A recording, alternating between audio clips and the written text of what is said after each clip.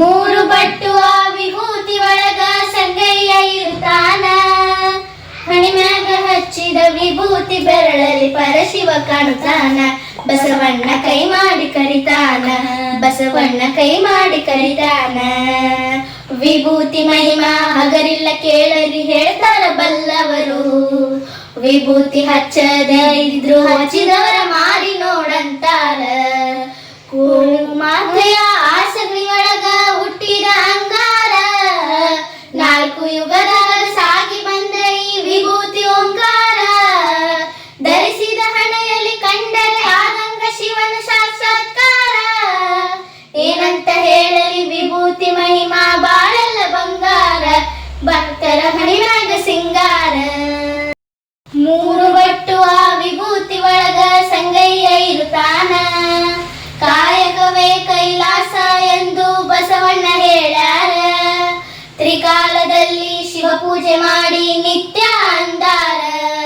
ಭಕ್ತ ವತ್ಸಲ ಭಗವಂತ ಮೈ ತುಂಬ ಬಸಮ ಹಚ್ಕೊಂಡ. ಆಯ ಕಾಲಕ ಹುಟ್ಟಿ ಬರತಾರ ಹೊಸ ರೂಪ ಹೊತ್ತುಕೊಂಡ. ಭಕ್ತಿಯ ದುಡಿದರೆ ಬಂಗಾರ ಕಣ ಇರುತ್ತಾರ ಕೈ ಹಿಡ್ಕೊಂಡ. ಸಂಗಮ ದೇವನ ಮಹಿಮೆ ಏನಂತ ಹೇಳಲಿ ತಿಳ್ಕೊಂಡ. ಏನಂತ ಹೇಳಲಿ ತಿಳ್ಕೊಂಡ. ಮೂಡುಗಟ್ಟು ಆ ವಿಭೂತಿ ಒಳಗ ಸಂಗಯ್ಯ ಇರುತ್ತಾನ. ಕೂಡಲ ಸಂಗಮದ ಉದ್ಭವ ಲಿಂಗದ ಪ್ರಕಾಶ ಹೊಂಬೆಳಕ.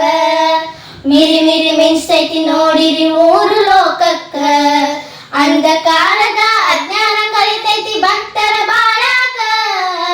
ಹಣೆ ಹಚ್ಚಿ ಲಿಂಗಕ್ಕೆ ನಮಸ್ಕಾರ ಮಾಡೋ ಕಡಿಮಿಲ್ಲ ಭಾಗ್ಯಾಕ. ಸಂಗಯ್ಯನ ಮಂಗಾರ ಇರುವಾಗ ಮತ್ತೇನು ಬೇಕು.